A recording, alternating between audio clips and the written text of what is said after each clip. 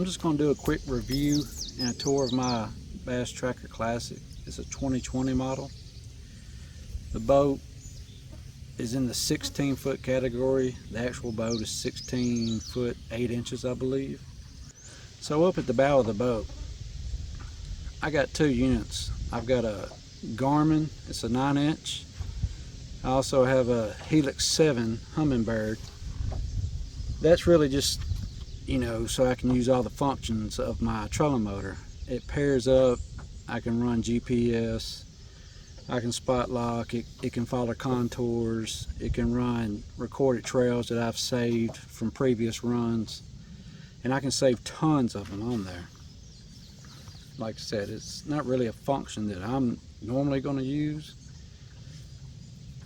I just really use the spot lock. And I do like the trim up and trim down feature. I get in that shallow water, I can trim it up. And when I get back in the deep, I can just go back down with it. It works great. It's a belt drive. Belt drive's not for everybody. I mean, I was skeptical of it at first, but I've really come to enjoy it. So I'm running the Minn Kota Ulterra. It's a good trolling motor. It's got a lot of bells and whistles, a lot that I will never use. But it does have an easy button, which I enjoy, especially, I'm putting in by myself. I can get down to the boat ramp, turn on the trolling motor and my remote, and just back it off and let it come right off the trailer. I can deploy my trolling motor, hit the spot lock, and it's going to sit there until I park my truck and come back. I can drive it right over to the dock, get on, and go about my day. It makes it really simple. Like I said, it literally has the easy button. So along with the trolling motor, I can either run off my remote, or I can use my foot control. If I ever forget to charge this, I always have the capability of using my foot control. It works just fine without the remote. I do like the remote. Helix 7 I'm using to pair up with my trolling motor. It has all the GPS location. It's linked up with the trolling motor. They communicate with each other as far as like if I want to run a contour, if I want to stay in that 6-foot depth or 15 foot, or even if I want to run a grass line, it's going to do that for me. That's really what the Helix 7's for. As far as like the side scan or down scan, I prefer my Garmin's. The Garmin up front is on a network with the one that's at the cockpit, so they can run off each other and run the same, but this one's really set up to run my Panoptix. So at the cockpit, it's nothing to write home about.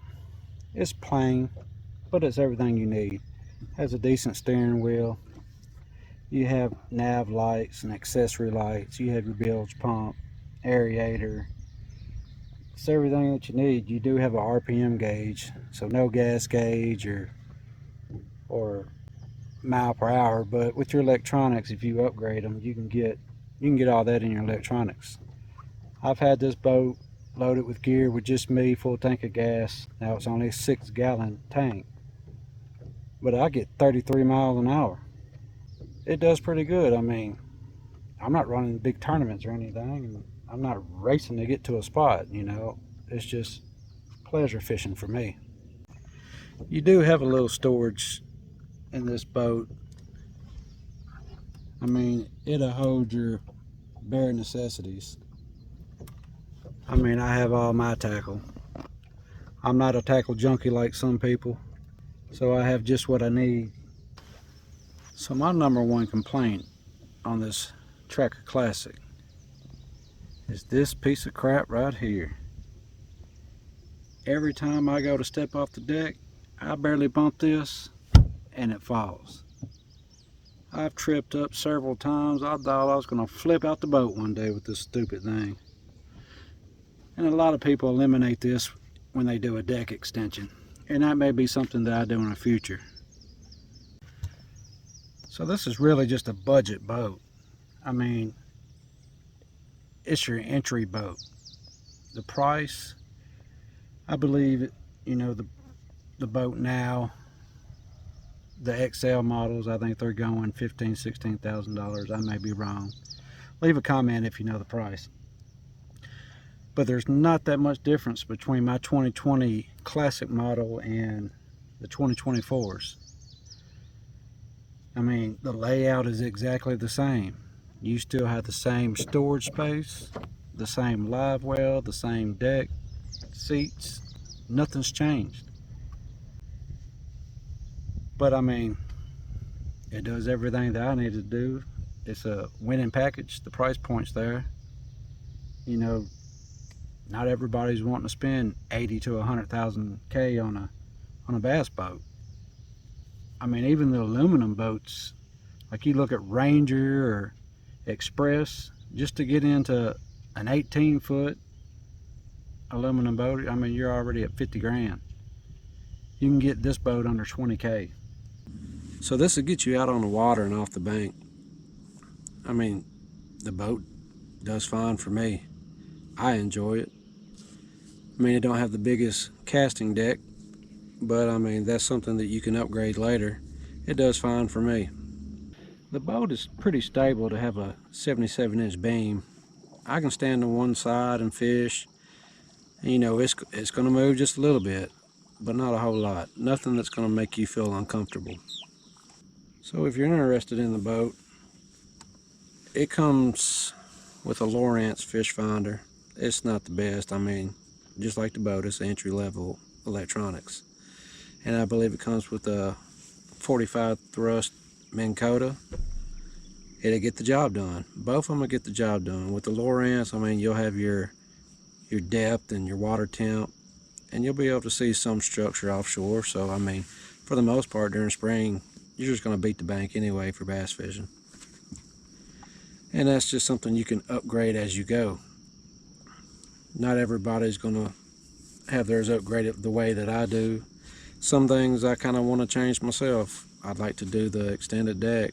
I kind of like to change my bow electronics, you know, get rid of the cornfield mounts and kind of get a little lower. I mean, the cornfield are great for crappie fishing. You know, the boat comes with a bow and a stern chair,